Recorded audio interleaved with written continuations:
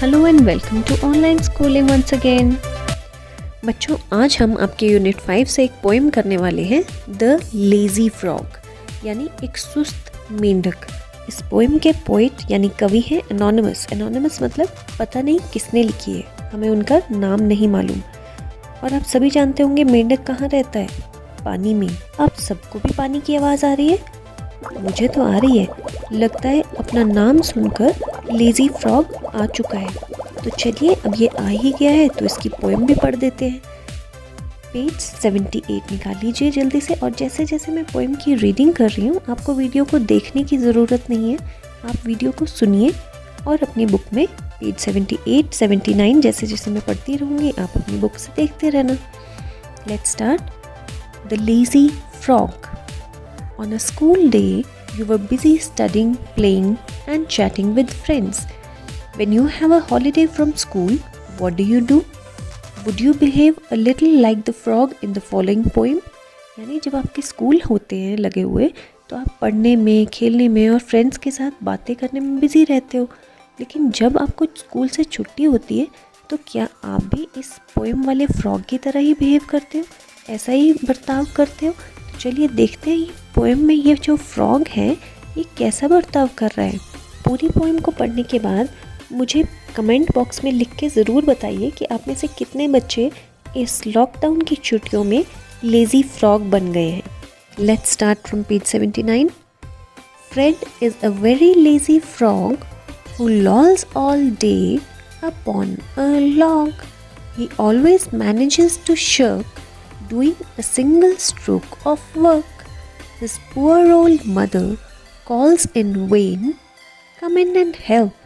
He does not bother to move 2 inches, much preferring to be extremely hard of hearing. He lies there in a silent heap and stays conveniently asleep. अब पहले मैं आपको इतनी सी lines का मतलब समझाती हूँ। Fred is a very lazy frog who lolls all day upon a log. Fred जो है एक बहुत ही आलसी मेंढक का नाम है जो पूरा दिन एक लॉग पर लेटा रहता है। लॉग होता है एक पेड़ का कटा हुआ हिस्सा। आप देख रहे होंगे कि फ्रॉग किस तरह से इस लॉग के ऊपर लेटा हुआ है। He always manages to shirk doing a single stroke of work. shirk होता है काम से टलना। तो वो जो फ्रॉग था वो हर उस काम से टलता था जो उसे करना चाहिए था। किसी भी काम को वो ढंग से नहीं करता था। His poor old mother calls in vain. उसकी जो बेचारी बूढ़ी माँ थी वो उसे हर समय बुलाती रहती थी, लेकिन all in vain का मतलब होता है कोई फ़ायदा नहीं होता था।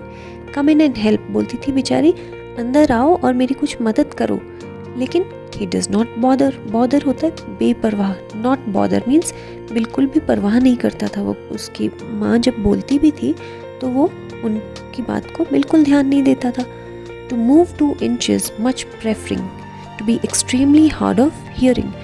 2 इंच भर भी हिलता नहीं था, टस से मस नहीं होता था। To be extremely hard of hearing. hard of hearing का मतलब होता है कानों से कुछ भी सुनाई ना देना। तो वो अपने कानों को बिल्कुल बहरा कर लेता था। He lies there in a silent heap and stays conveniently asleep. Heap होता है ढेर लगाना।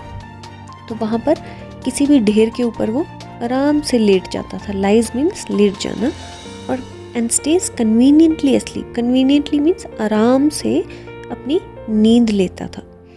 चलिए अब आगे का स्टैंजा पढ़ लेते हैं।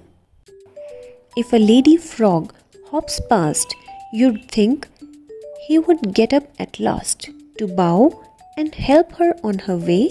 But no, I'm ashamed to say that when a lady frog comes by, it does not open up one eye. चलिए अब इसका मीनिंग भी देख लेते हैं। If a lady frog hops past, hops होता है जंप करना, कूदना। कि कोई लेडी फ्रॉग, फीमेल फ्रॉग जो है वो वहाँ से कूद कूद कर गुजरती भी होगी। You'd think he would get up at last. आपको लगता होगा कि शायद वो आखिर उठ ही जाएगा। To bow and help her on her way. उसके आगे झुकेगा। bow होता है झुकना। And help her on her way, और रास्ते में उसकी मदद करेगा। But no, I'm ashamed to say.